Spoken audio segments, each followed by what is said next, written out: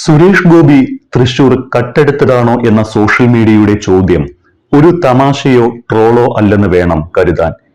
പുതിയ പുതിയ ഞെട്ടിക്കുന്ന വിവരങ്ങളാണ് തൃശൂരിൽ നിന്ന് വന്നുകൊണ്ടിരിക്കുന്നത്. സുരേഷ് ഗോപി അടക്കം തൃശൂരിൽ വോട്ട് ചെയ്ത പലർക്കും വരുന്ന തദ്ദേശ തെരഞ്ഞെടുപ്പിൽ മറ്റിടങ്ങളിലാണ് വോട്ട്. അതായത് തൃശൂരിൽ ലോക്സഭയിലേക്ക് ചെയ്ത വോട്ടിൽ പലതും കൃത്രിമമായി ഇവിടെ പുതുതായി ചേർക്കപ്പെട്ടതാണ് എന്ന് സാരം.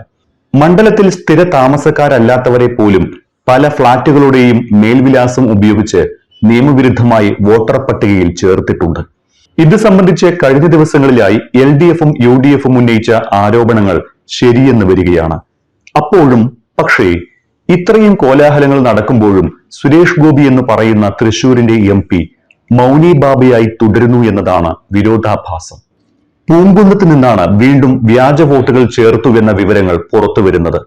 പൂങ്കുന്നത്തെ 30-ാം നമ്പർ ബൂത്തിൽ ഉൾപ്പെടുന്ന 4 ഫ്ളാറ്റുകൾ കേന്ദ്രീകരിച്ച് 45 വ്യാജ വോട്ടർമാരെ ചേർത്തുവെന്ന LDF-UDF ആരോപണം ശരിയാണ് എന്ന് തെളിഞ്ഞിരിക്കുകയാണ്. Poonkunnam capital village, top paradise, Sreesankari, Chaithram ഇവയാണ് ആ 4 ഫ്ളാറ്റ് സമുച്ചയങ്ങൾ.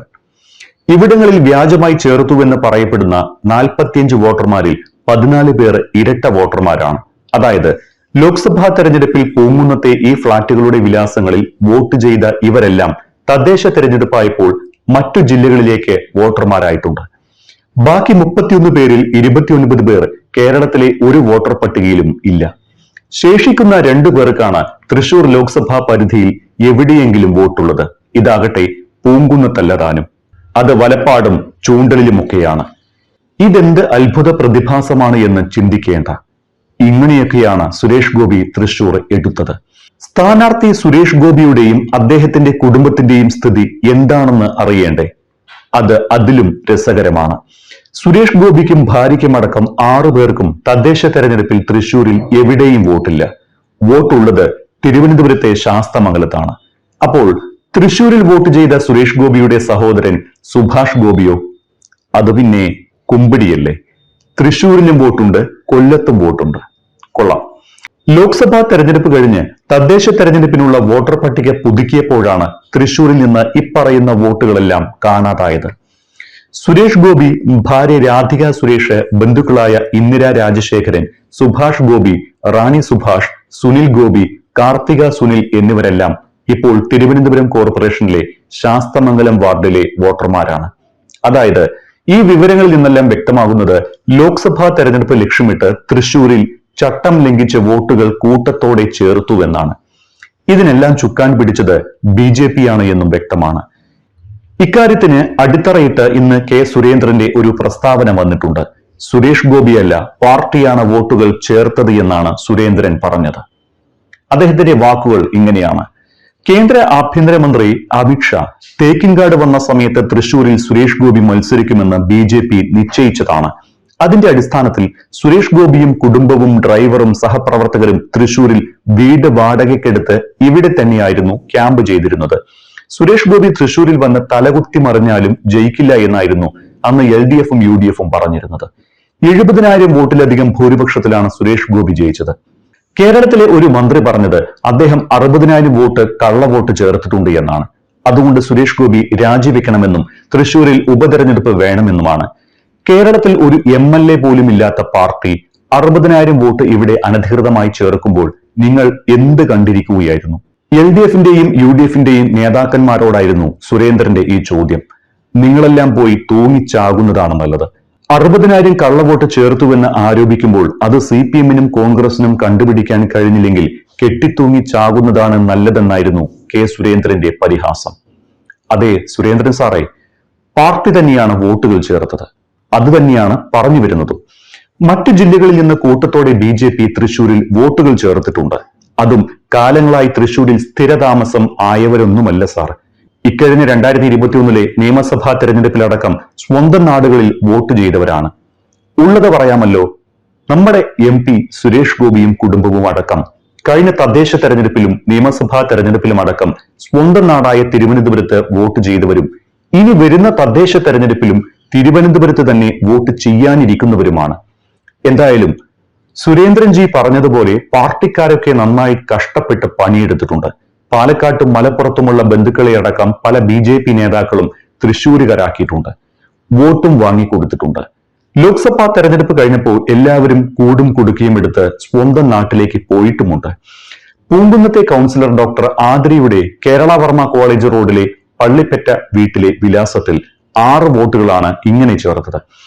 പാലക്കാട് നാഗലശ്ശേരി പഞ്ചായത്തിൽ വോട്ടറായ ബന്ധുവിനും കുടുംബത്തിനുമാണ് ആതിര തൃശൂരിൽ വോട്ടുണ്ടാക്കി കൊടുത്തത്. ആതിരയുടെ ബന്ധു ഉമ, ഭർത്താവ് മണികണ്ഠൻ, മകൻ എന്നിവരെ സ്വന്തം വിലാസത്തിൽ തൃശൂരിലെ വോട്ടർ പട്ടികയിൽ എത്തിച്ചു. ദോഷം പറയരുതല്ലോ.